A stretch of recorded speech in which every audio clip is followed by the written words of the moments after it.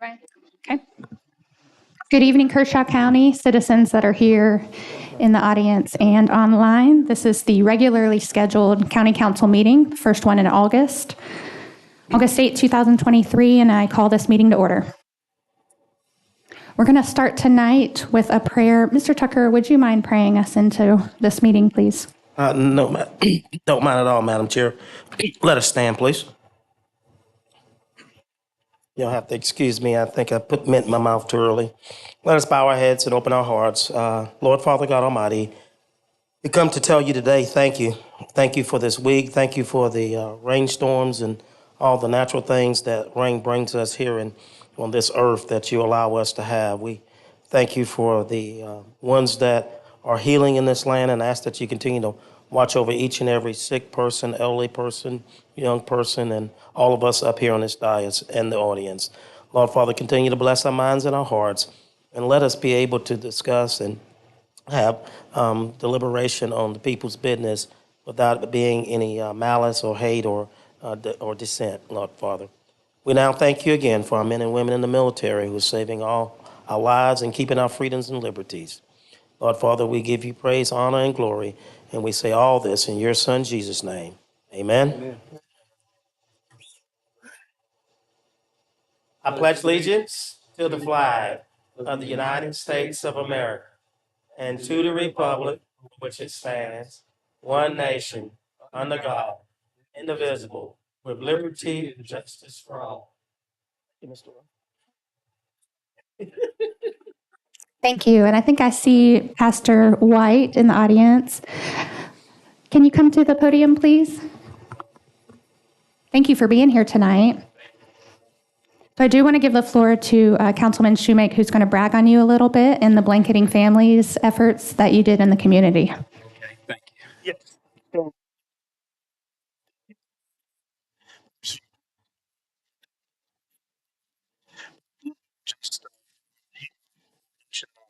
I had a chance to go a few weeks ago to the school supply giveaway that Father's House Ministries helped put together with Blanketing Families and the other charities. Yes, sir. And I just wanted to say that, and this isn't the first thing I've been to that I've seen your group at. And for those of you who live in Elgin, there's, food giveaways at the town hall. There's the school supply giveaway and a number of other charitable activities. And what the pastor's ministry has done a really great job of taking those faith-based organizations and other nonprofits in Elgin in the area and bring them together to do some of these events. I mean, that school supply giveaway, if you guys know how Potter's Park is, I mean, the line was from where the flags are all the way back down to where the houses are, and pretty much stayed that way the whole time.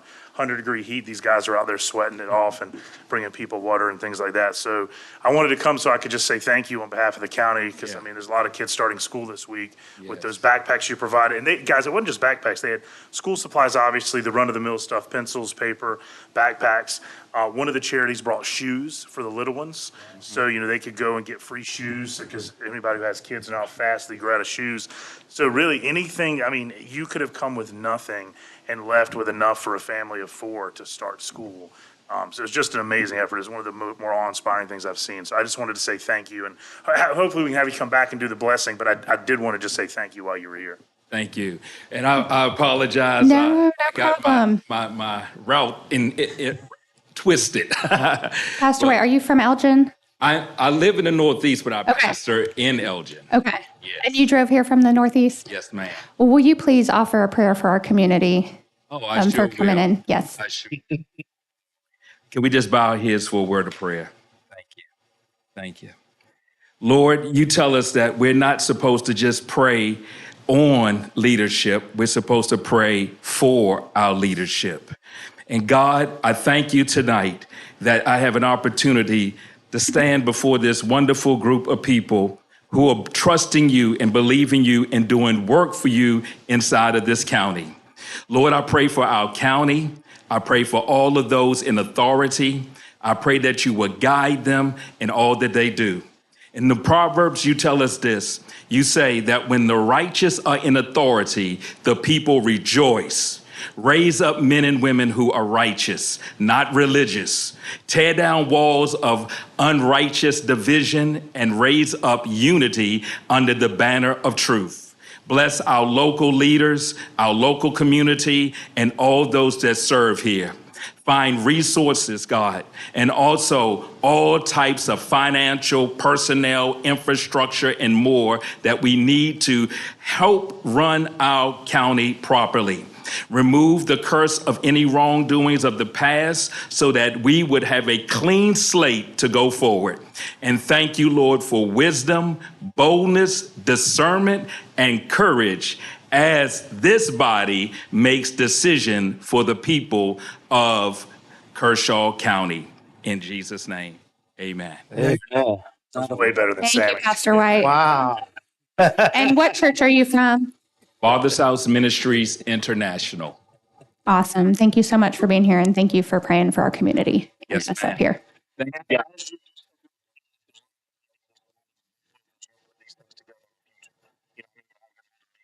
Folks up here, so Yes, let us know what indeed. we can do to help you. Awesome. Thank you, guys. Thank you, sir. I got to Thank run to another meeting. Okay. Bless you guys. Thank you. Thank you very much. All right, before we get started into the agenda, I just want to let the public know that, in the record to show that our Vice Chairman, Councilman Jimmy Jones, he is at Carnegie Mellon with his son Taylor.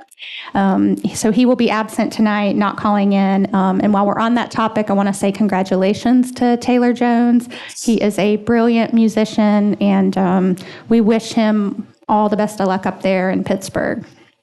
The weather is not as nice as South Carolina, though. All right, up to item number 4, adoption of tonight's agenda. Is there a motion to adopt this agenda? Make a motion we adopt this agenda, Madam Chair. Okay, Mr. Tucker makes the motion. Is there a second? I'll second. Okay, Mr. Cato with the second. Any discussion, amendments, or anything that we need to change on it? Good. Okay. All those in favor of adopting the agenda as is, indicate by raising your hand. All right, and the vote is unanimous. This is tonight's agenda. Moving right into public comments. Thank you, John.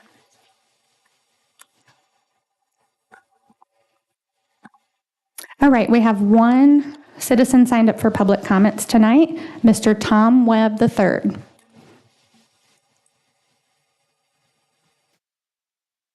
Hi, Tom. Hey, Tom.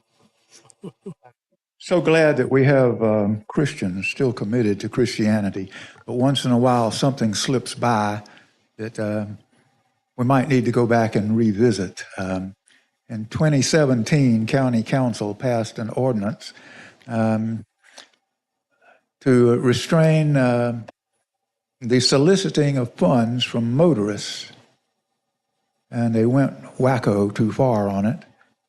Kershaw County, through the County Council, is authorized to issue a permit to rescue squad, volunteer fire department, or charitable or elementary organizations, and that includes churches. If you want to solicit funds for whatever, padding your pews, doing repairs on your church, or a mission, you can't solicit from your own property out in the boondocks in the unincorporated areas of Kershaw County.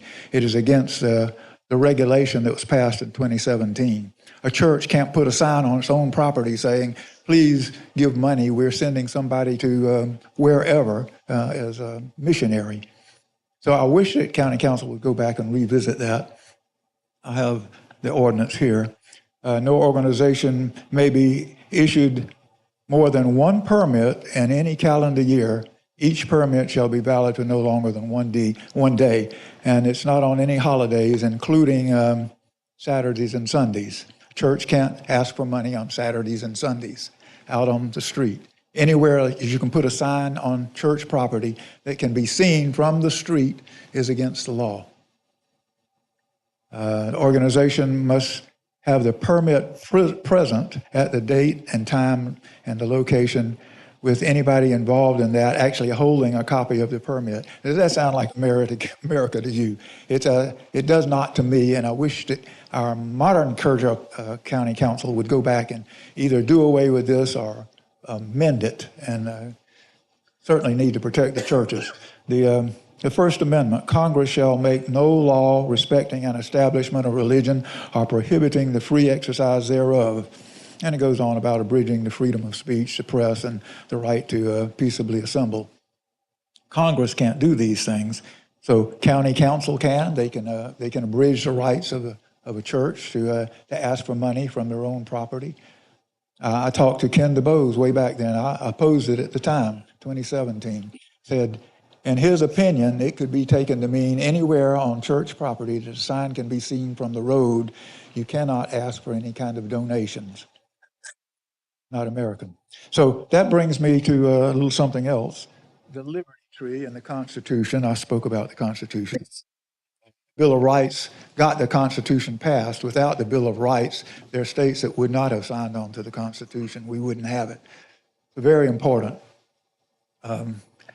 Jefferson spoke about a tree, the Liberty Tree, as something that we could shelter under, but we needed to look out and tend to it and take care of its roots. This is my rendition of the Liberty Tree, Jefferson's Liberty Tree. It's not a mushroom cloud. See, it's not a mushroom cloud, it's a tree.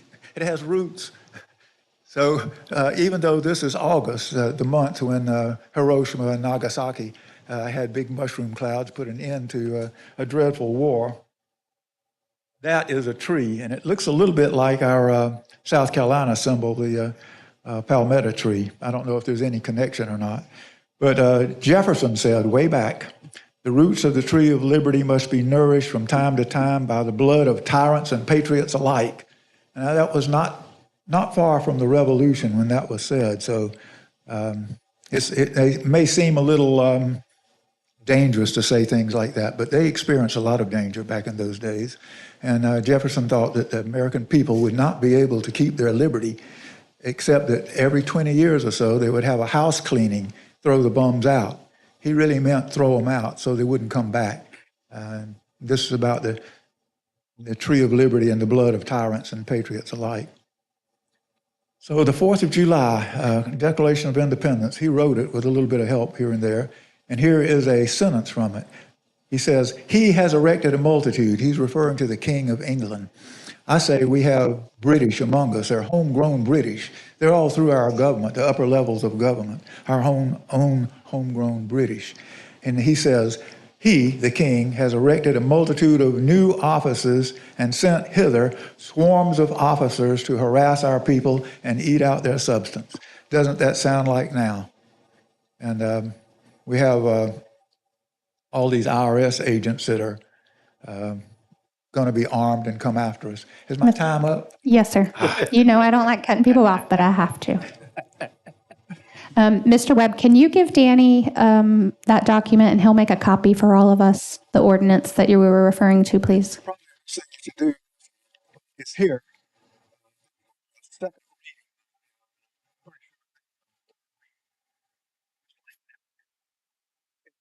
Okay, thank you. I just wanted to have a reference when we go to do the research. Thank you, Mr. Webb. All right, moving on to item number 6, public hearings. We have 4 public hearings scheduled tonight. These are on the 4 changes on our ZLDR. The case corresponds with the ordinance in number 8 on your agenda if you need to read more into it. We have no citizens signed up for public hearing tonight, but we will open each public hearing in case someone has come in late and they do wish to speak.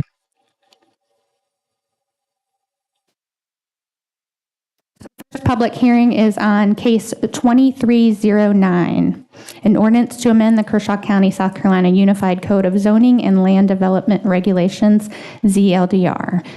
If there's anyone in the audience that would like to come up and speak for this hearing, please do so at this time.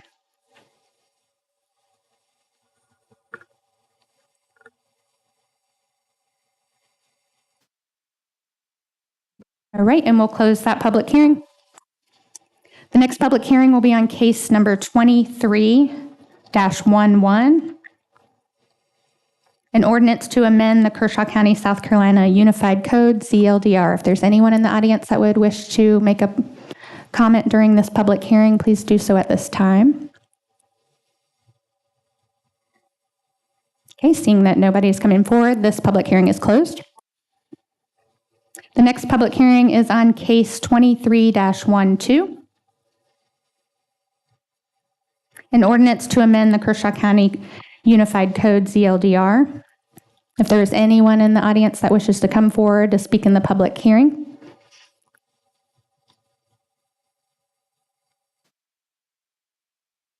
Mr. Tom Webb III, welcome back.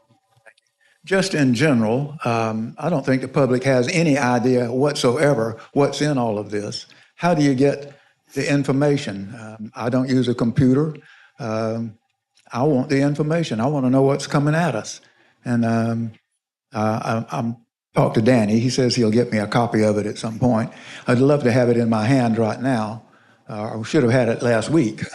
But the general public is very often just caught in a snowstorm. They don't know what's coming at them. Yes, sir. In the agendas, they're on the wall right there, Mr. Webb. They are under item number 8.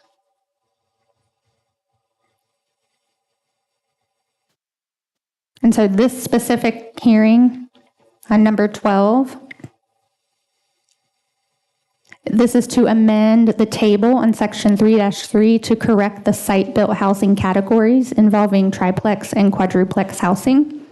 So there's an error on the table and triplex is listed twice. We need to remove it. Any other comments for the public hearing? Okay, this public hearing is closed. The next public hearing is case 23-10, an ordinance to amend the Kershaw County, South Carolina Unified Code, ZLDR. This case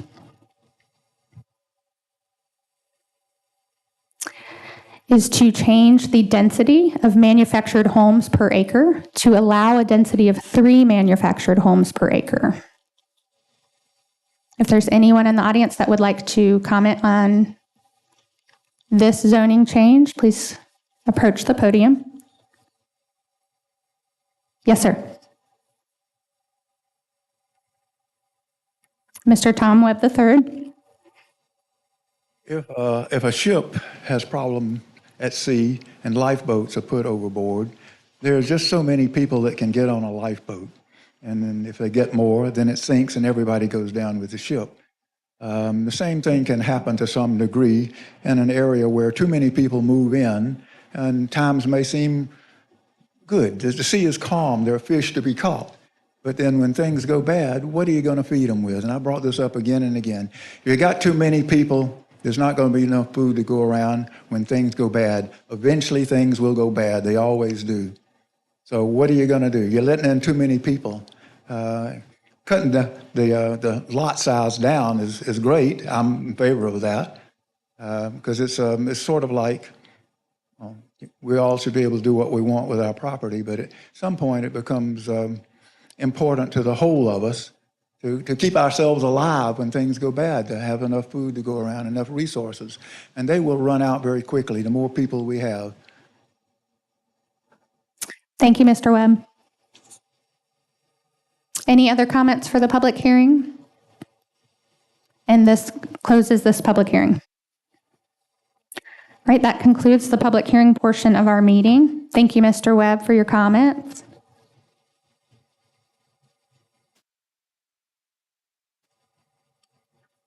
Okay, item number 7, approval of minutes for the Tuesday, July 25th, 2023 regularly scheduled meeting. Is there a motion at this time regarding these minutes? Madam Chair, I'd like to make a motion that we approve the July 25th, 2023 regular meeting minutes as submitted. Mr. Tucker makes a motion to approve the minutes as submitted. Is there a second? I'll second. Okay, Mr. Tomlinson with the second. Any discussion? Madam Chair, I just want to thank our Madam Clerk, Ms. Hannah, for a good job. Thank you. So I do have something that needs to be added to the minutes. So I make a motion to amend the minutes to include the public comments portion of the meeting. Every council member should have a copy of it. This did not make it in the minutes because this was in my possession. I was kept it to contact some of the citizens, and It didn't make it. So at this time, I make a motion to amend our minutes to add this sheet. Okay, Mr. Shoemaker seconds. And any discussion on this public comment addition? Okay, all those in favor of the amendment to amend the Tuesday, July 25th minutes to include the public comments listing indicate by raising your hand. Mr. Cato, Mr. Tomlinson, myself, Mr. Shoemaker, and Mr. Tucker, and Mr. Brazel abstains for absent, correct? For absence. Okay, now to the motion to approve the minutes. All those in favor of approving the minutes as amended, please indicate by raising your hand. Mr. Tucker, Mr. Shoemaker, myself, Mr. Tomlinson, and Mr. Cato, and Mr. Brazel abstains. Yes. Okay, those minutes are approved as amended. Moving on to item number 8, ordinances. The first case tonight will be 23-08.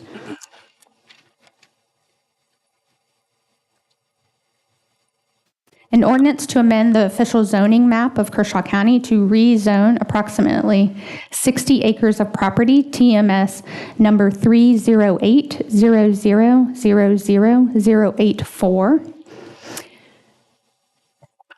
excluding 1 acre future utility parcel for an existing cell tower on parcel 084, owned by Donald E. Taylor and located on the north side of Wildwood Lane, approximately 1/4 mile west of Watts Hill Road, Elgin, South Carolina, from RD2 Rural Resource District to R15 Low Density Residential District.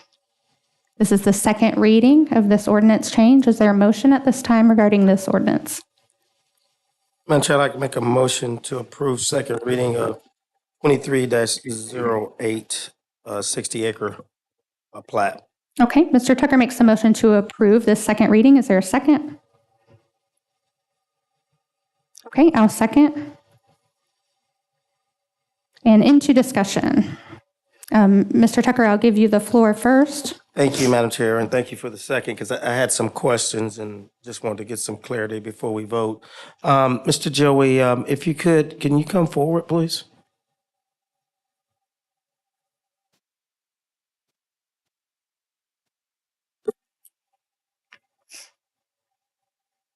Good evening. Good evening. How are you, sir? I'm well, thank you. Good, good. We hope not to keep you too long tonight.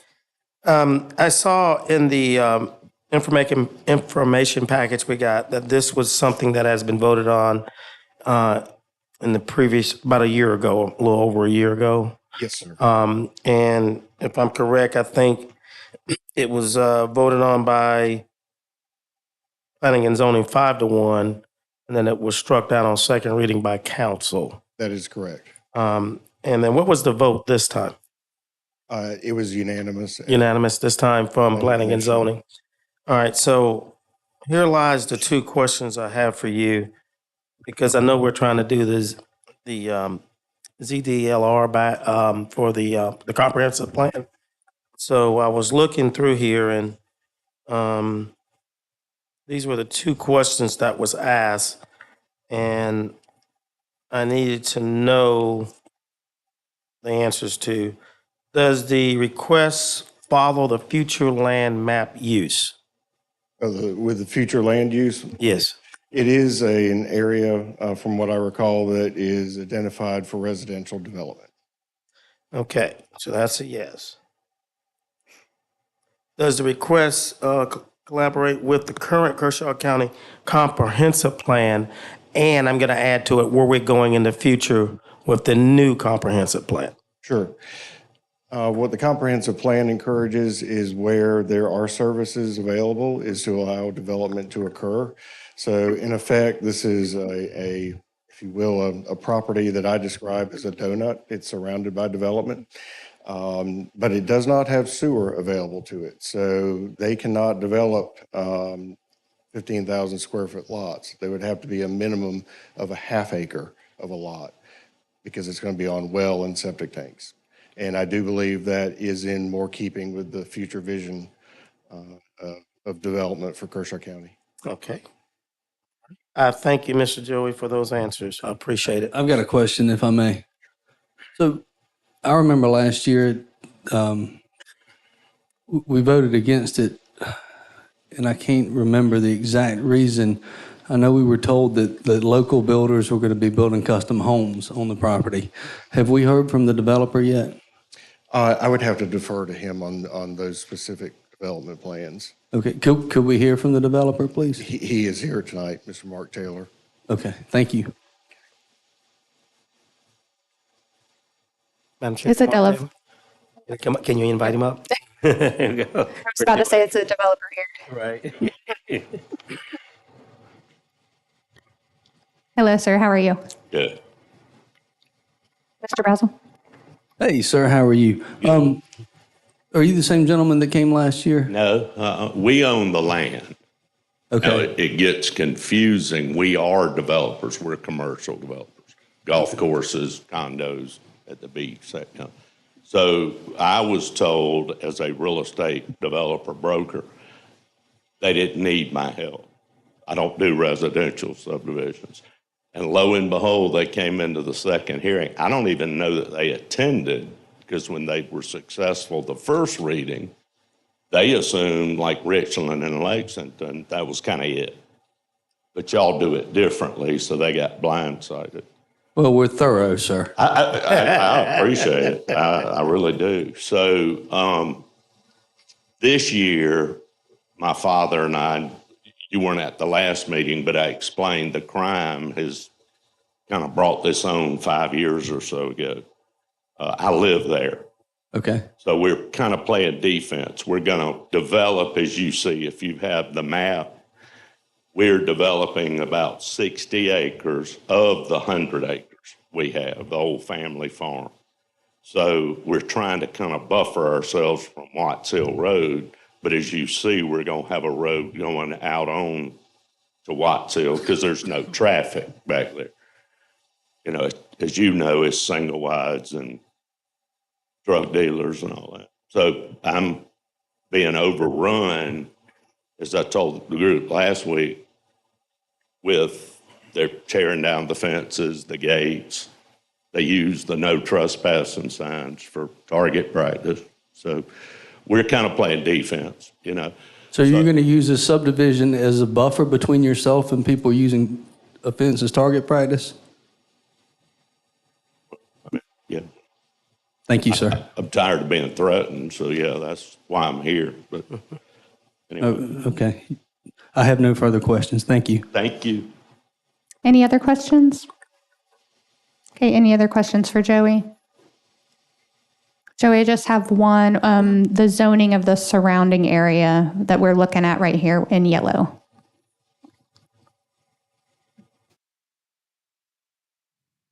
Get to my map so I can give you accurate information.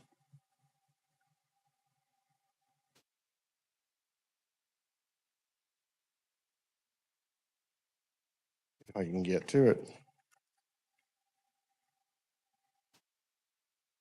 Okay, so to your north of this site, it's RD2 zoning. Okay, To the south, it's R15, which is the district they're requesting. To the very east, it's an RD2. And then to the west, it's R15. It's 4 different ones. You have basically RD2 and R15 surrounding this. okay. Anything else? Okay. All those in favor of approving the second reading of case 23-08, an ordinance to amend the official zoning map of Kershaw County to rezone 60 acres of property TMS 308000084 from RD2 to R15 low density residential district, indicate by raising your hand. Right, myself and Mr. Tucker, and all those opposed. Mr. Brazel, Mr. Schumate, Mr. Tomlinson, and Mr. Cato. And this ordinance does not pass second reading.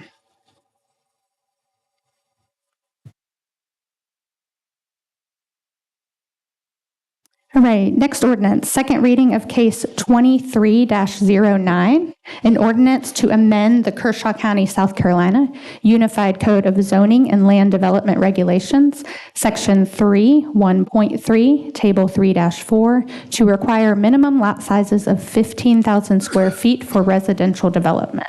Is there a motion at this time regarding this ordinance? Madam Chair, I make a motion that we approve the case number 2309. The lot sizes, making them 15,000 square feet for residential development.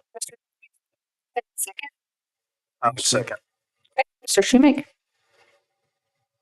Into discussion, starting with you, Mr. Tucker. I defer to Mr. Schumake. Mr. Schumake. Yeah, so all these, just to recap for those people who are listening and here in the room, the next four ordinances, I believe, are all related to our efforts to sort of handle some of that growth influx. So 2309 would increase the minimum lot size. The effective net of this would be if a development was properly zoned and had sewer and water, the minimum lot size would be increased universally to 0.34. But if you did not have sewer, then it would be a half acre minimum. And then if I may just hit the other ones, just in 2311, basically deletes the conservation table. Conservation districts are a great idea, but we just haven't really used this one. And in the master rewrite, we're going to go back to trying to find a better way to do these conservation districts. So right now we're just taking out what we have because it's just a lot of excess stuff that we've never used. 2312 is, again, you already mentioned that one, Madam Chair, but 2312 just fixes that typographical error involving triplex, or triplex, sorry. And 2310 changes the density for mobile homes to sort of be in keeping with 2309. So basically, the net effect of these is so that we can't have a lot of houses. And I would just like to say, too, I didn't want to say much at the last vote, but, you know, I think it's important, and one of the reasons that I was pushing for this is the number one complaint I get in the Elgin area is where the growth is out of control. So much is coming in. And so what I have decided personally to do is, until we sort of see the effect of this and get a handle on this, I am not inclined to vote to be in favor of rezonings that will allow greater residential density. And that's just sort of an across-the-board position that I feel sort of compelled to take, at least between now and the rewrite. So for the gentleman that was here before and other folks that come in, it's not that I'm against it forever, but me personally, I would like to see the effect of this and our master plan coming along to see what we can do to get a handle of the growth. It just seems inconsistent for me personally to vote yes for this, but also to allow someone to put more density. So that's all that I have. Thank you, Mr. Schumake. So the lot size of 15,000, the gentleman that was just here, we're going to be half acre lots. So. Yeah, correct. And that's why I say that's so I was speaking more broadly. His lots would have been in keeping with this, but we're heading in a direction to say, let's slow the amount of homes we're putting into Elgin. And so anything that would increase the amount of homes we're putting into Elgin, I'm leery to vote for. So I understand that he would be in keeping with this, and that's why I wanted to be clear, explain my positioning on reading those two together. How about their individual property rights to build, I'm speaking, to build and develop their own land that they own? I couldn't agree more. I think it's the great, Mr. Webb actually said it earlier. I think you've got this, I think that I wrote it down. It's important to the whole of us to keep, it's important to the whole of us that we make sure that the whole of us is protected.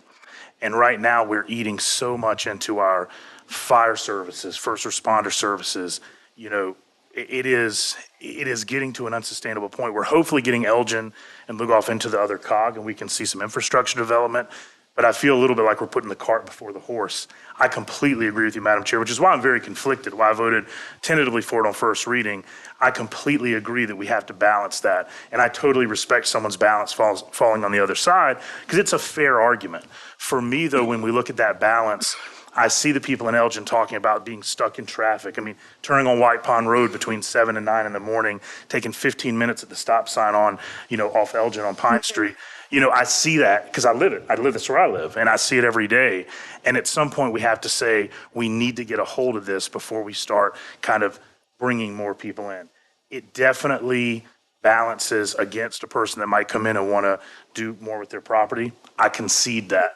But larger picture in terms of what we owe for the community, I think it's important. It's, again, the number one complaint I get in Elgin and Lugoff. It's a fair debate, but that's where I come down on it. But I respect your Yep. opinion, and I think it's a fair No, question. thank you. Yeah, thank you. Because we've had that discussion before, so I appreciate it. Mr. Brazel. Yes, ma'am, thank you. I didn't mean to interrupt, my apology. If I may, I think what this ordinance does is it addresses a larger issue. The larger issue is in our general development, it allowed for R6 and R10, which are 6 and 10,000 square foot lots. So what this does, it's different than someone wanting to rezone to higher density. What it does is it alleviates these parcels that are already zoned general development. It alleviates 6,000 square foot lots, which is teeny tiny lot size. I think that's what this 23-09 does. Does that make sense? It never didn't make sense. Okay. Thank you, though. All right. Perfect. Thank you. And thank you, Mr. Shoemake, for working on this. This was a long time in the making.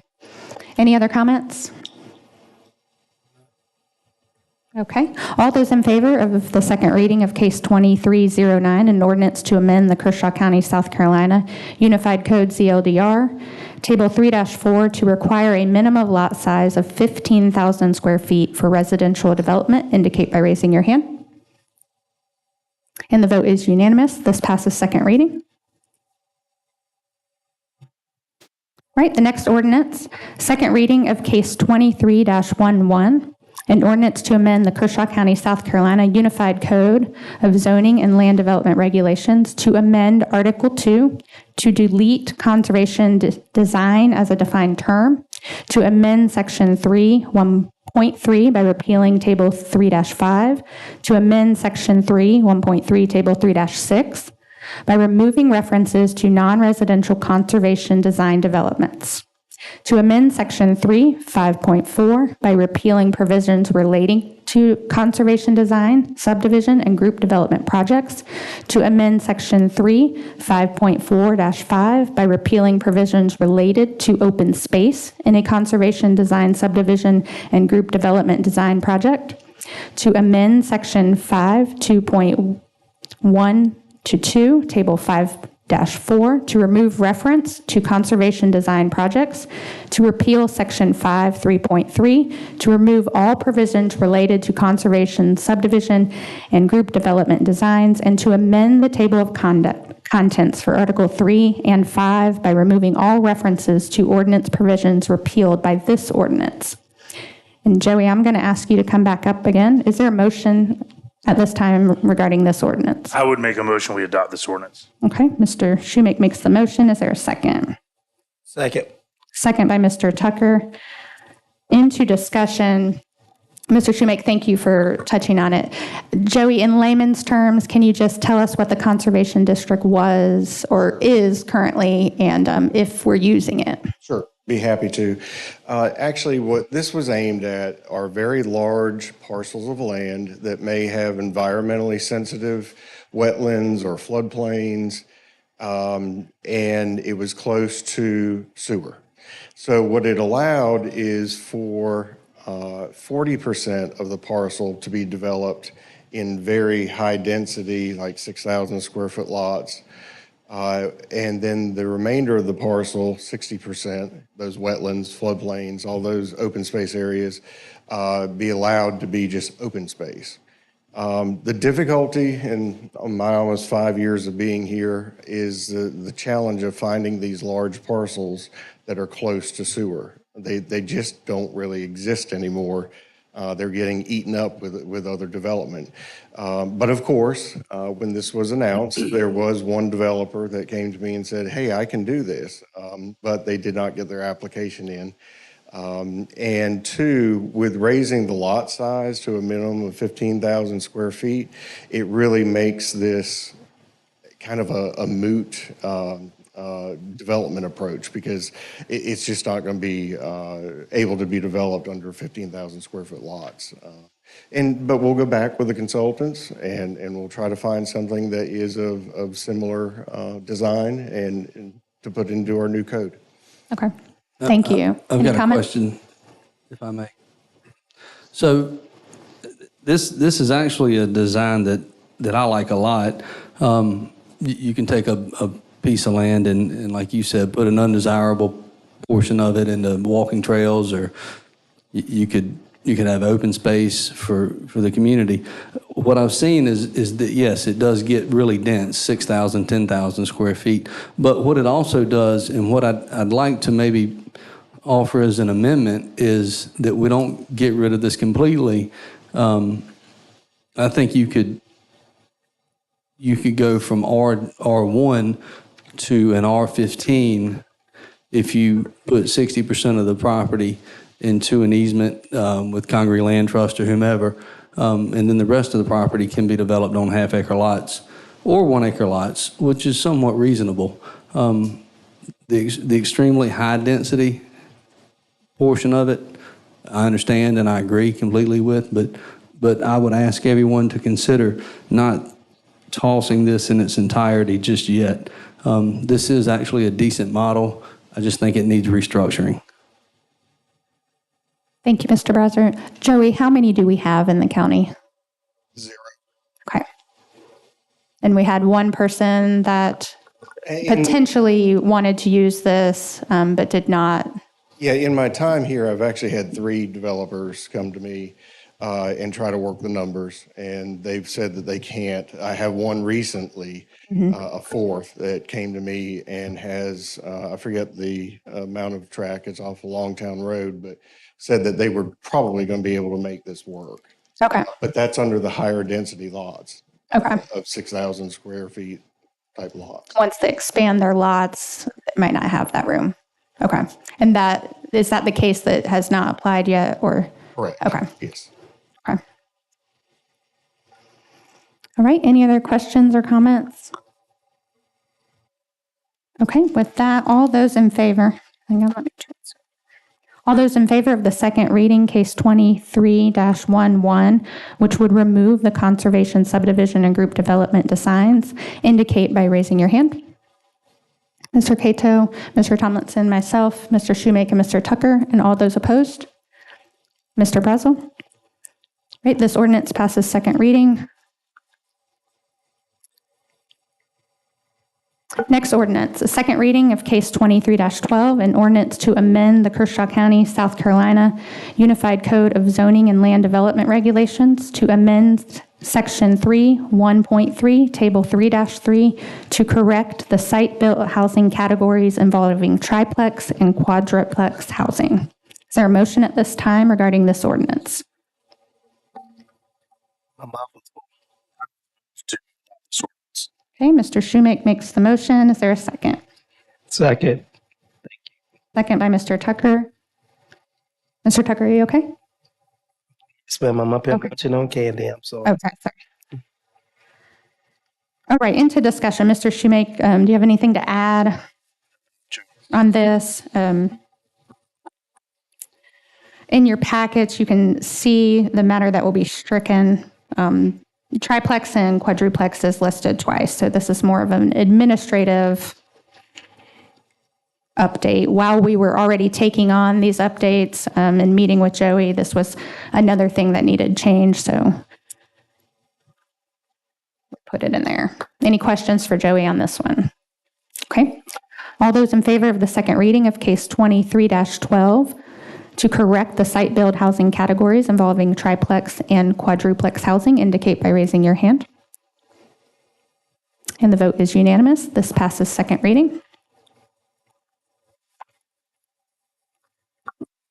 Okay, next ordinance is case 23-10, an ordinance to amend the Kershaw County, South Carolina Unified Code, ZLDR, to amend section 3.3.8 J as in Juliet, from the allowed density of 6 manufactured homes per acre to an allowed density of 3 manufactured homes per acre, and to amend Section 3, 1.3, Table 3-3 to correct the status of manufactured housing parks in R6 and GD districts for permitted use to conditional use. Is there a motion about this ordinance at this time?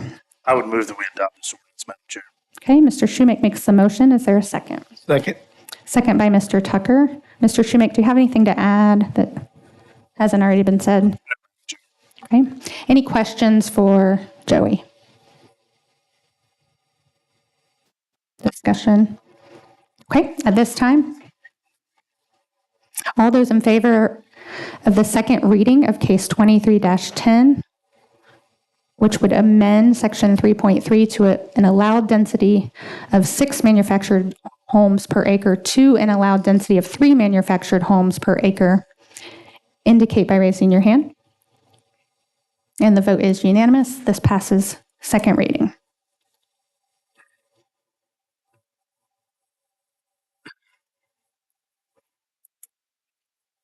Next ordinance is an ordinance authorizing an amendment to the agreement for development of a joint county industrial park by and between Kershaw County, South Carolina, and Fairfield County, South Carolina, to expand the boundaries of the park to include real property and other related matters.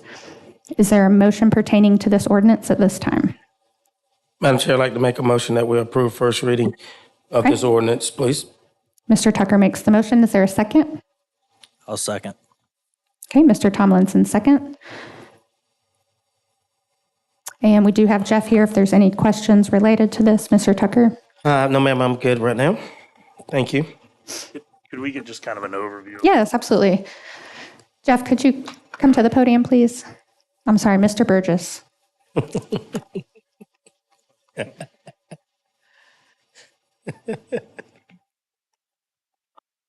Yes, ma'am. Can you just give us an overview of the change that's happening? The change that's occurring with this is expanding it to include what would have been, that's currently Pinnacle pavement or precast. They were not originally included in, I believe, the list to put inside the multi-county park. And as part of their FILO agreement, the ordinance was to slide them in under the SSRC for that project if they should ever have it. Okay. But it just expands the park boundaries to include Pinnacle paving into that. And this is something council already approved in their FILO agreement, and now we need to Yes, ma'am. actually change the industrial park. Okay. Correct. Thank This you. is the property off of the frontage road, is that correct? Yes, sir, it's off Whiting Way. Okay, thank you, sir. Any other questions? Thank you. Okay, thank you, Mr. Burgess. Thank you. All those in favor of the first reading of an ordinance authorizing an amendment to the agreement for development of joint county industrial park by and between Kershaw County and Fairfield County to expand the boundaries of the park to include real property and other related items, indicate by raising your hand. Okay, and the vote is unanimous. This passes first reading.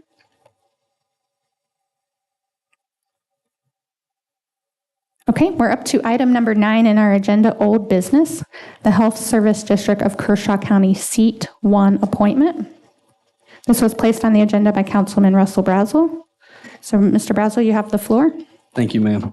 I would like to make a motion to nominate Tanisa J. for the Seat 1 appointment for the Health Resources District. I would second that. Okay, Mr. Brazel's motion is to nominate, well, Mr. Brazel, you're nominating Tanisha J. Yes, ma'am. for the Seat 1 on the Health Service District Board, and Mr. Schumake seconds. Okay, into discussion. Mr. Brazel, you have the floor. Well, she's done a fine job for 2 years, and this would secure her appointment for another 6. And I think she's done a great job. And, I think if she wants to continue on, and she's indicated that she has, she does want to continue on and see a lot of these projects move forward that they've worked on as a board. So I want to keep her in place and look forward to doing it. Okay. Any other comments or questions? Mr. Schumake? Just at our next meeting, I will be making my nomination, so I just wanted to put that out there because I know that we have a couple of vacancies. So I just wanted to point out for anybody that might be listening, that will occur at our next meeting, or at least for me. It's only speak for me. Thank you. And we have been talking about this all summer, so I just want for the public's information, this is state law that went into effect, and Section 2 of the Health Service District of Kershaw County composition, A1 reads, 7 members of the board shall be nominated respectively by each of the 7 members of Kershaw County Council, and 2 members shall be nominated by any member of Kershaw County Council. Seats 1 through 6 on the board shall correspond with the district number of the nominating council member. Seat 7 shall be the board nominated by the chairman of Kershaw County. Seats 8 and 9 shall be the board members nominated by any member of county council. Nominees shall be appointed to the board upon a majority vote of the county council in the favor of the nomination. And I wanted to read that. And also in front of you, you have a list of applicants for the Health Service District Board. Each member sitting here will nominate the seat on the board that corresponds with your district, and seat 7 for myself. The member that you nominate does not have to reside within the boundaries of your district. So I just wanted to put that out there in case there's any confusion that you have to nominate someone living within your district. You do not. You just get to nominate that seat number. Madam Chair, Yes, sir. just for clarity, so this fills one of the vacancies, so we'll have 2 more or 3 more vacancies? We will have seat 3 and seat 8 still vacant. This would fill seat 1. Yep, I just want to, so we got 2 vacant. One is going to be for Mr. Shumate, and the other one will be at large. Yes, sir. Okay. just Yes, sir. wanna make- Tonight, we're just going to do seat 1, and it does correspond with the district she lives in, so I just wanted to clarify that. Just in case anyone would like to nominate someone that is not physically residing inside their district, you can. So. All right, at this time, all those in favor of the nomination of Ms. Tanisa J. into seat 1 on the Health Service District of Kershaw County Board indicate by raising your hand. Mr. Brasner, Mr. Tucker, Mr. Shoemake, Mr. Tomlinson, and Mr. Cato. And those opposed will be myself, Ms. Hannah.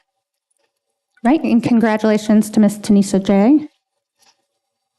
She will sit in seat 1 on the Kershaw County Health District Board. And we will get our letters out. We will. Thank you. We will get our letters out. And August 22nd, thank you for bringing that up, we will have nominations for seat 3. That will be your nomination, and seat 8 will be nominated by any council member up here. All right, into council briefs. Mr. Tomlinson, we're going to start with you tonight. I'm going to be very brief. I'd like to thank all my colleagues and staff, as always, for your hard work, and appreciate the quick meeting. This has been quite a pleasure. But thank everybody for attending, and look forward to the next meeting coming up.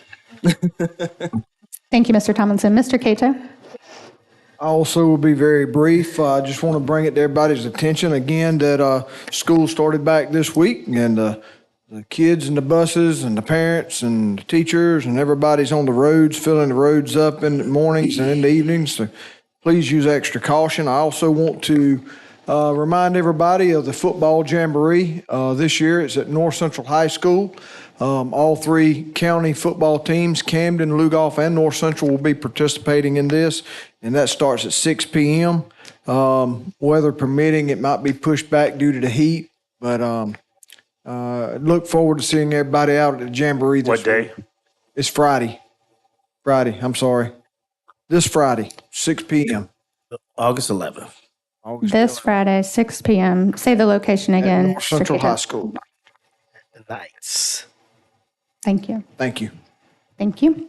Mr. Brazel? Yes, thank you. Appreciate you guys doing without me at the last meeting. My family and I were enjoying a vacation together with our oldest son who was home from college. So I appreciate Appreciate you guys letting me have an absence. Missed you all. I'd like to speak to development. We've talked about development tonight, and I want to say that I'm not against development in Kershaw County, but we've definitely had more development here in the last 2 years than we've had in a long time, and it's brought a lot of concerns to many citizens. So for the gentleman that was here, I'd love to see a nice development go in, but what I was hearing tonight wasn't exactly what led me to believe that was the case. We look for quality in Kershaw County, and I don't take this position lightly. I know none of us do. So we look for quality development, and we like to hear from the developers and know that the partnership is something that's positive for the community and for everyone who now currently lives in Kershaw County. So I just wanted to say that for the record. Thank you very much. Thank you. Mr. Tucker. Thank you, Madam Chair. Again, a few things here. I want to start off by saying thank you, Mr. Templer and staff and Madam Clerk, to Miss Lauren. I think she's back there somewhere.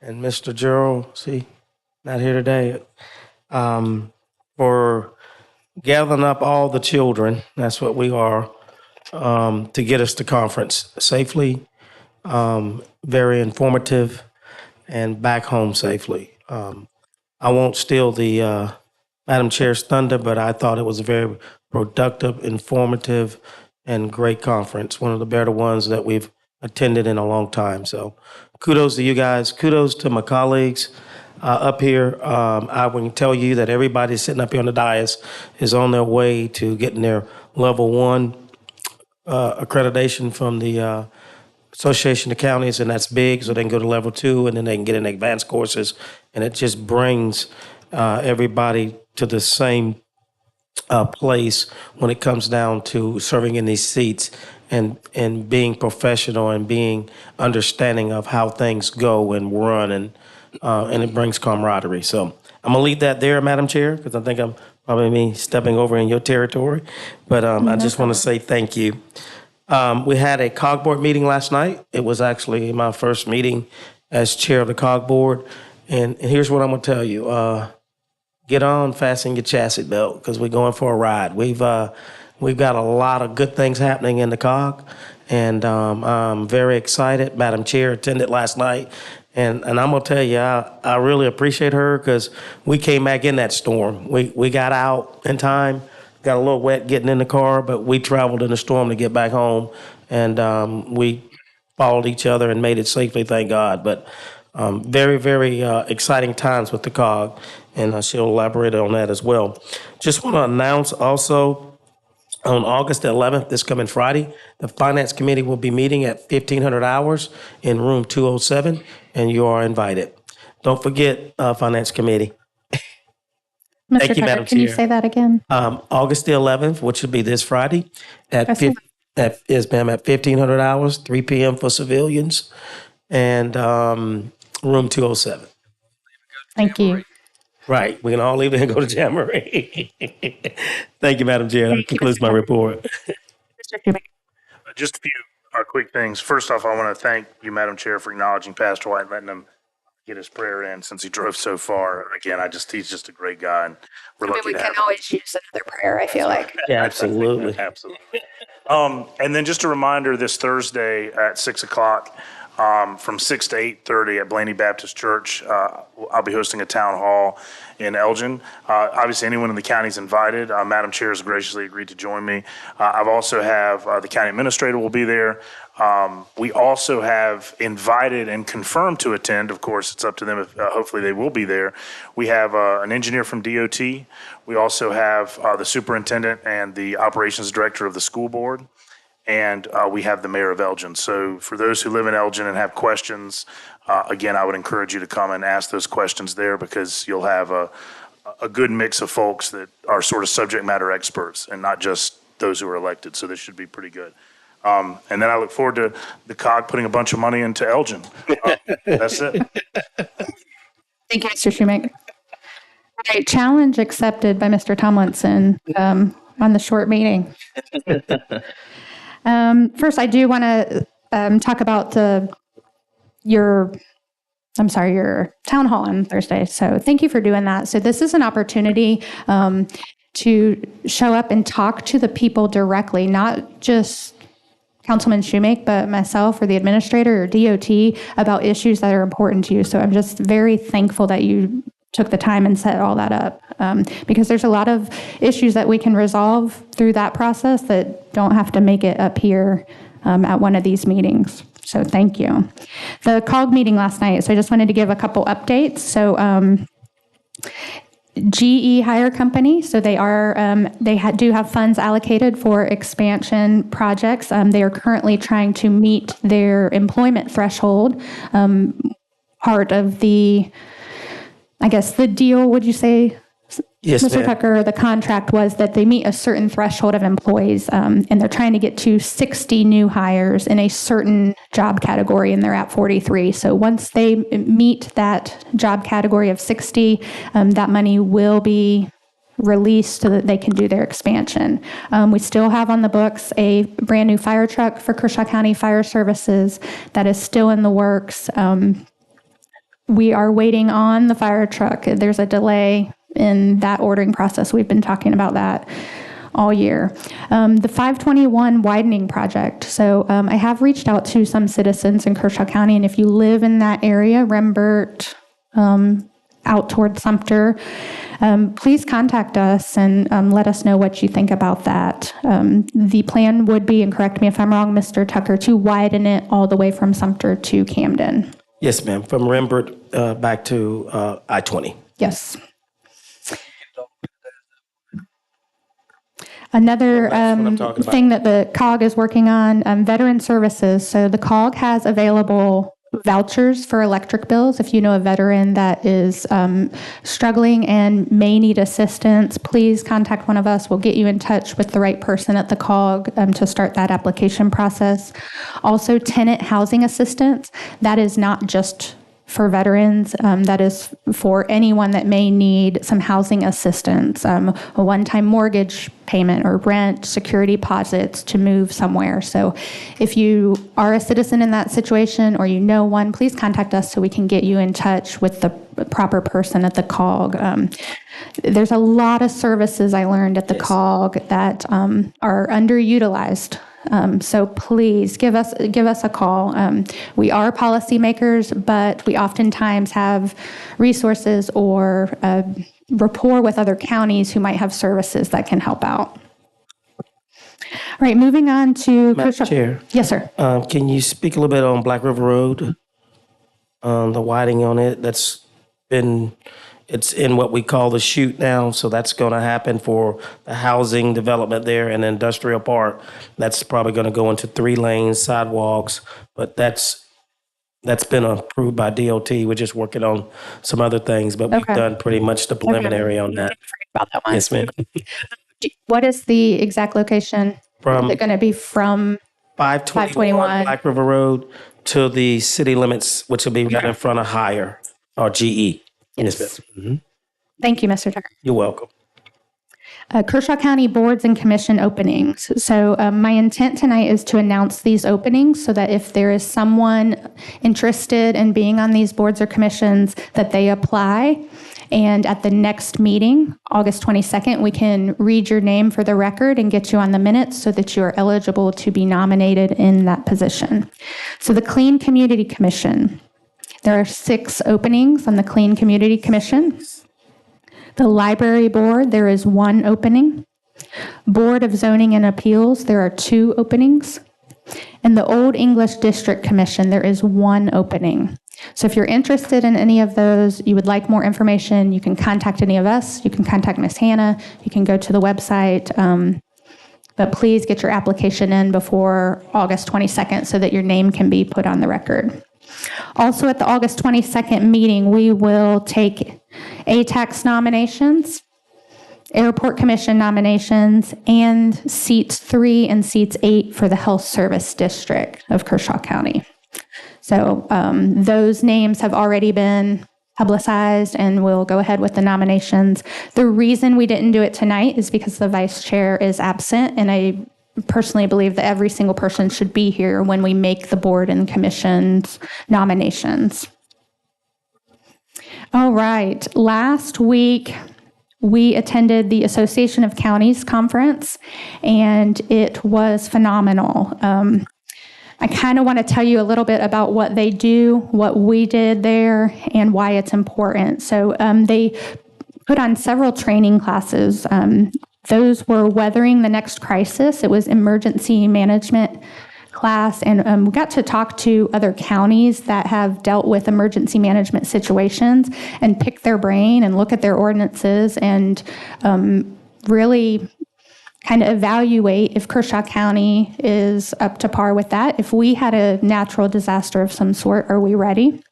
Ethical leadership and public service, building effective intergovernment relations, economic development toolkit, and it wasn't taught by Mr. Burgess, but it should have been. Legal issues in a political environment.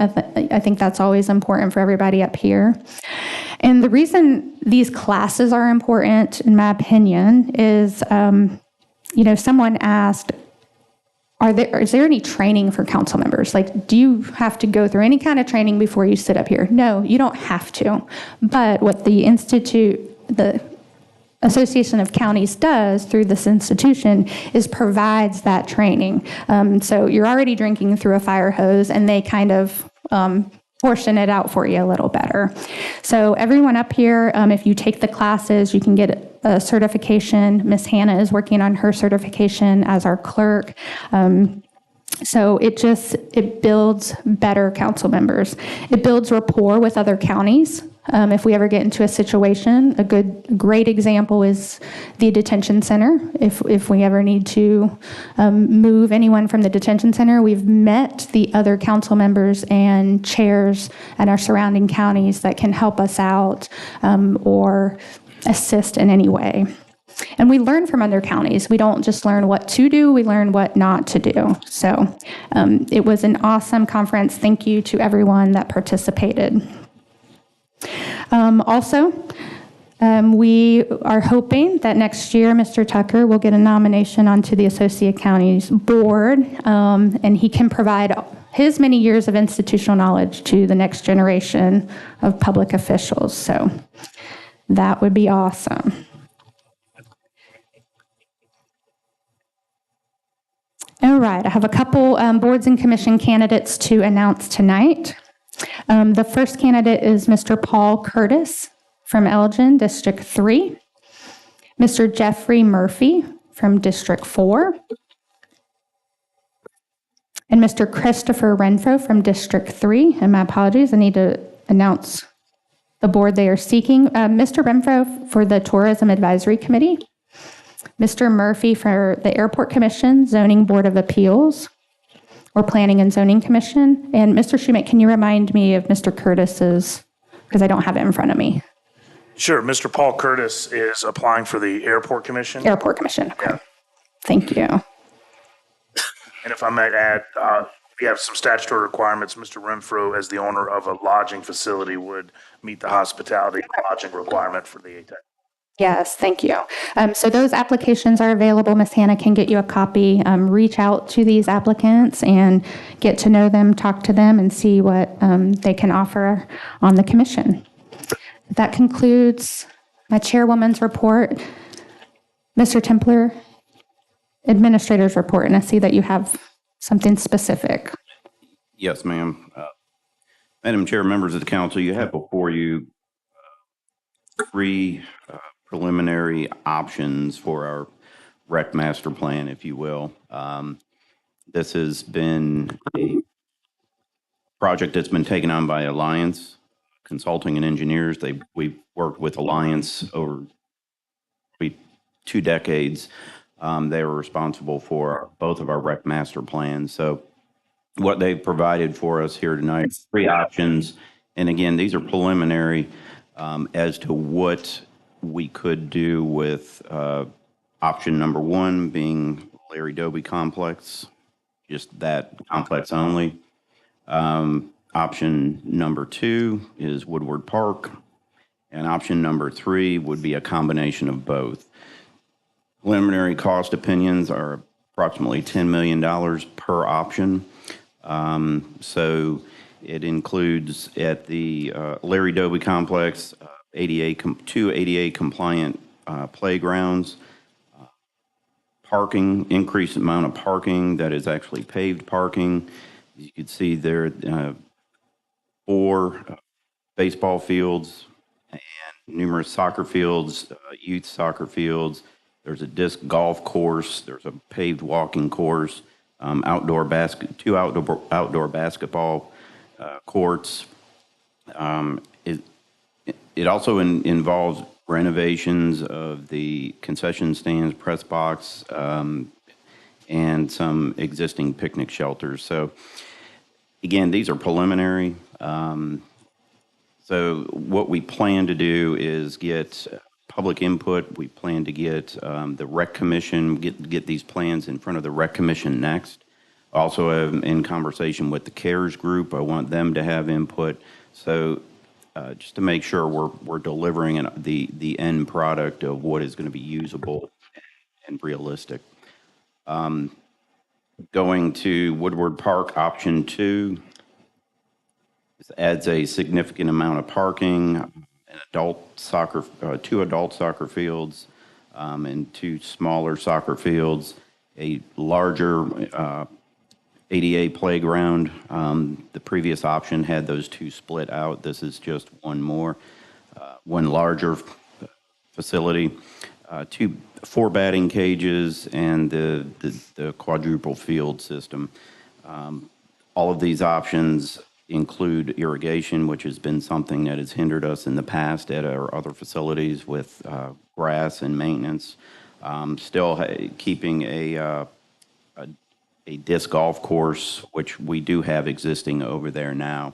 This feature also connects a large walking track with the existing city's Sweet Gum Trail that leads from this park currently down to Scott Park, so there is some connectivity there. This park does not include any land acquisition, and in its current state, I know there was some authorization to engage in discussions with a adjacent landowner, but this option, as it is right now, does not include any land acquisition. Moving on to option 3, that kind of splits the difference, still maintaining that $10 million cost opinion. It adds some updates to the existing areas over at Larry Doby, and it includes some parking, 1 ADA compliant playground, soccer fields of different sizes, and I believe there were some outdoor basketball courts there as well. And then shifting back over for this same option, back over to Woodward Park, you could see it's a more condensed area with everything focusing around the 4 baseball courts, baseball fields, the batting cages, of course, handling some stormwater, and the walking track. So this is just kind of splitting that money between the 2 facilities. With it also at this location, there's a new concession, press box, restroom area. These are the options. Again, we plan to have a lot of input. These are preliminary. Invite anyone to come out. We will be advertising any kind of public input sessions early and often. Try to have them at the rec department with hours that are conducive for the most amount of attendance. So I have Shane here tonight if y'all have any specific questions, but wanted to get this in front of y'all first so y'all could see it, understand kind of where we're going, and understand that when we have those other organizations, CARES and the Rec Commission looking at it, this is where we're going to start kind of perhaps rearranging some pieces and making some additions and subtractions, obviously keeping in line with our budget. So. Thank you, Mr. Temper. Questions? Mr. Schumake. I yield to you, sir. So just a couple of things, Mr. Templar. First, pursuant to the motion that the council passed, the process, as I understand it, from this point forward will be, it'll go to the rec commission and then in addition to the public hearings that you're going to hold on, as your choice, it'll go to the rec commission. And with those public hearings, it'll come back to us with a sort of a recommendation from you and the rec commission of what you propose. And then it'll come to us for a vote. If we vote on it, it will then go to the Health Services District to agree to match, and then their money would come first, and then we would go forward. So there's a couple of steps left. Yep. And I just want to talk about two other things briefly. So as I recall, there's about $1.9 million in the budget that existed for KC West renovations, correct? Correct. And then there's an additional $2 million. So we have a total of about $3.9 million remaining for recreation upgrades. Is that about correct? About right, yeah. And then, so that would allow us, in addition to this, that should allow us to finish KC West. Is that correct? Yes, and right now with construction costs, there was originally probably 2 budget cycles ago, some capital improvement plans out there for parking, some actual parking, paved parking, and a concessions area. But right now with building costs, the obvious, the big need out there is parking. So we would look at that first, and then anything else we can spread over there would come next. We went from about $400,000 or $500,000 for a concession stand to about 1.2 million, and that's probably even gone up. Wow. So probably looking at 1.1 potentially for parking over at KC West. And that would also include something for the other area, for the north part of Kershaw as well? Yes. So we've been looking at things like lighting and just basic improvements for Bethune and up in the Westville area, some combinations of fields. We have one field that's used more than the other, so just improving that field with lighting. So yes, this definitely does include, with that other money, the surrounding areas. So when it comes back to us as a recommendation, it'll be for all of those things collectively? Okay, I just wanted to clarify that. And none of this, as I see, none of this or none of what we talked about involves building new parks. This is all improving the infrastructure that currently exists, correct? Right. That's all I have. Thank you, Mr. Chair. Couple of questions, if I may. Mr. Templar, I know we had $2 million that could be spent on upgrades. Where did the extra $1.9 million come from? We have some in capital reserves, I think some encumbered money for recreation. I'll have to get the exact numbers. Okay.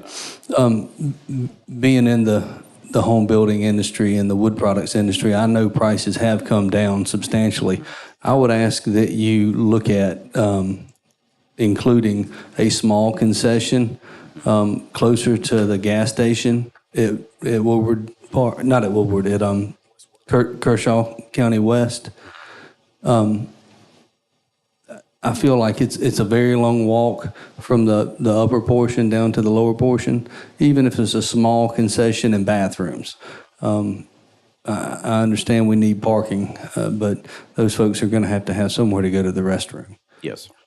So did I hear you say that we weren't going to look at that, or we are? Yeah, we are, and I've been just batting around the idea of, do we need the actual size of the concession stand that we had spec'd out 4 years ago? I'm sure we don't. Food trucks are such a thing now. Do we look at potentially having electrical inputs for food trucks to have scattered around? Is that a better option? Is that going to, I don't know. So we're just going to have to get creative and think outside of the box instead of what we did 15 years ago, and just understand what is going on today and I think cutting costs. You'll find some contractors that are a little more eager than they were even a year ago, as the economy's cooled just a little.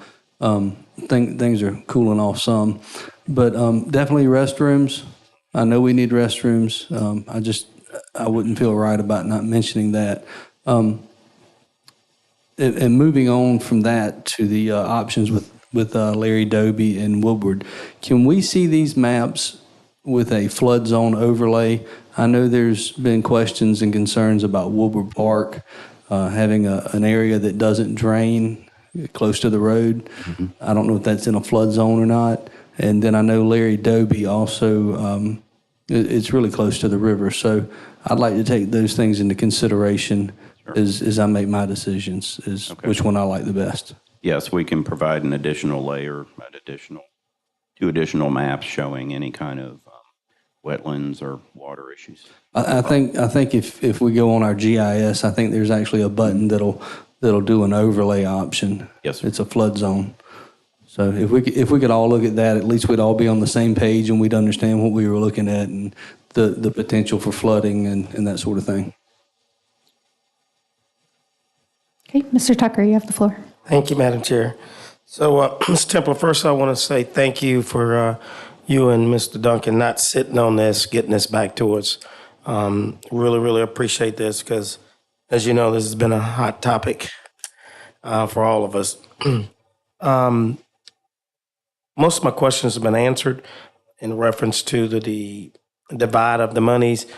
Just remind the Rec Commission and CARES and anybody else that we need to stay in that $2 million because I pledged my vote to spend the others in northeast part of the county and finish up KC West. So, and I want to stick to that. I made a commitment to my colleague down there, Mr. Cato, and I want to be true to my word. So we got to watch overruns and things of that nature.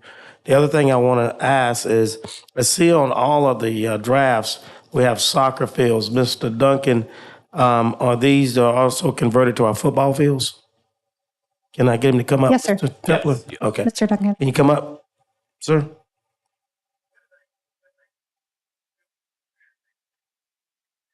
Yes, that is a possibility. But one thing that we're doing right now with the school district, with our partnership, we actually play our tackle football games on school fields right now, Saturdays. So Lugoff Elgin High School allows us to play there.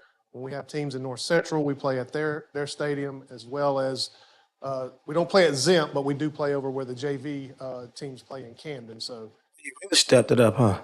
well, with the school district's help. So, and that was a common complaint we had about, some of our multi-purpose fields. We're beating them up so much that soccer can't play on them a lot of times. If you've noticed, we took the soccer goals off of the field at KC West because our fields were looking pretty tough. Well, the grass has grown back because we've done that. We planted some grass. We did some fertilizing. Those bare spots now have grass in them. So, but to answer your question, yes, you could make multi-purpose fields out of these. And but we're trying to stay, since we have technical soccer running our soccer programs, trying to facilitate those areas with them. Makes sense. I appreciate it. Mr. Duncan, do you have a list of things, like a punch list for KC West or a prioritized list of what needs to happen next? Well, I can tell you, priority is really the parking. What I feel like should be the priority, because we come very close this past spring to having an accident with a kid almost getting ran over. So the importance of having that paved parking with another road on the backside to create another way in and out. Because right now you only have one way in and one way out. And if you came out to our opening day, you could see how bad it was. So if we can create that paved parking right there in the center of everything in that extra road, it'll definitely alleviate a lot of those problems. Okay. We would love to have a restroom facility to service those top four fields as well. Because what Mr. Brazel was pointing out, if those kids are playing at those baseball fields, the closest restroom is near the playground, which means they have to cross the road. Right. So those issues are most pressing right now. It's the parking in the extra road for sure. Okay. Thank you.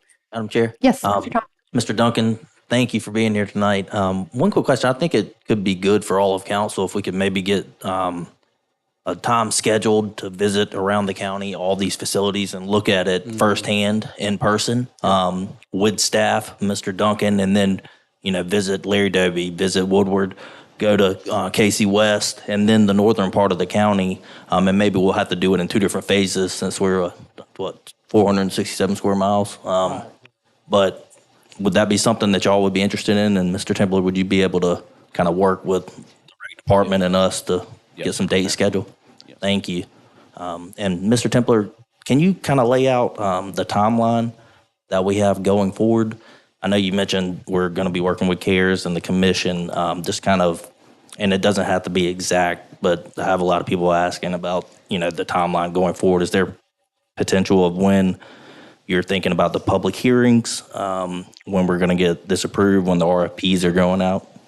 So in order to get any kind of bids or anything, we have to understand what we want. And so what I am planning to do in speaking with one of the members of the Rec Commission is to get them to maybe do a called meeting so we can, because now that y'all have seen this, get this in front of them quicker and not wait till that next meeting coming up.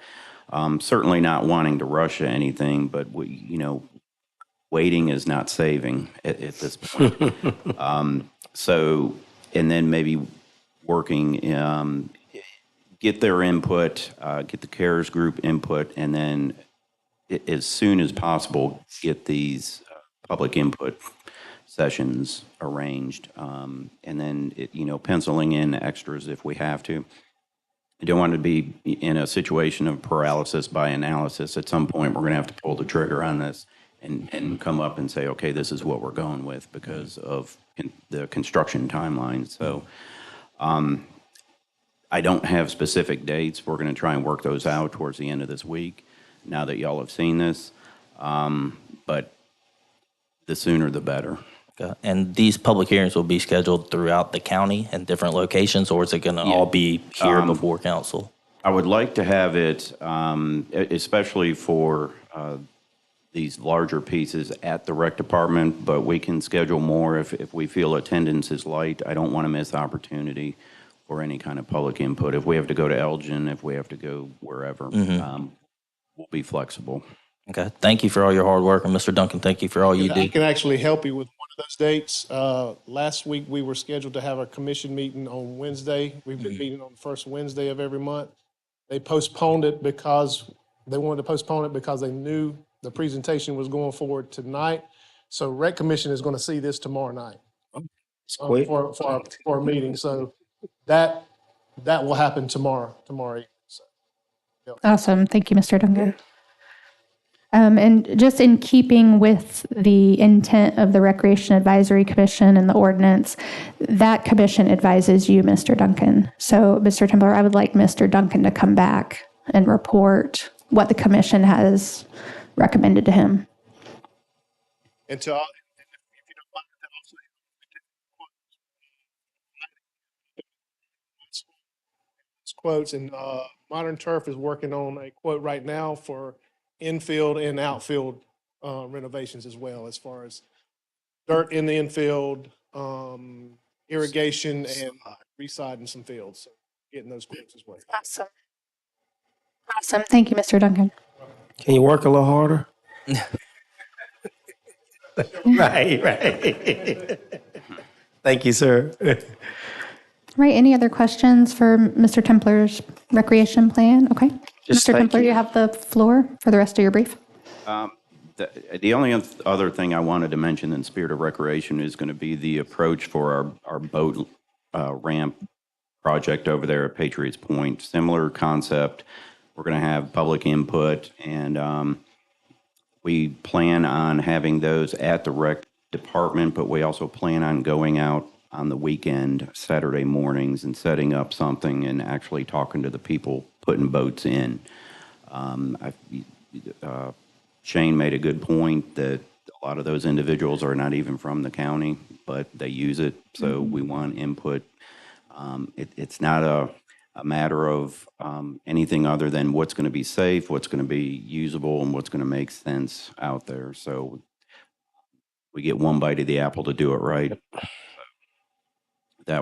We will be advertising those early and often as well. We kind of have our direction, our marching orders. So I just ask the public to look out for those. And if you see a table set up under the bridge, just come over and talk to us. That's what we're out there for. So, and that is my report. Thank you. And people will come talk to you because. All right, Mr. Bose, legal briefing. No report, Madam Chair. Okay.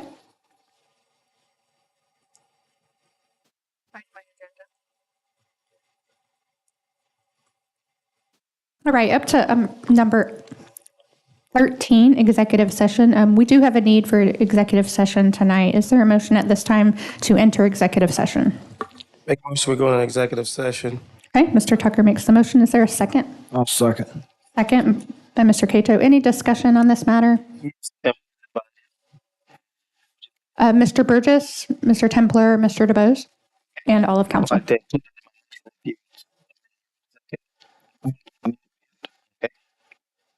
Okay, motion amended to enter executive session with Mr. Burgess and the, excuse me, county administrator. Sure did. And second, Mr. Cato. Okay. All those in favor of entering executive session as amended indicate by raising your hand. Right, the vote is unanimous. We are in executive session.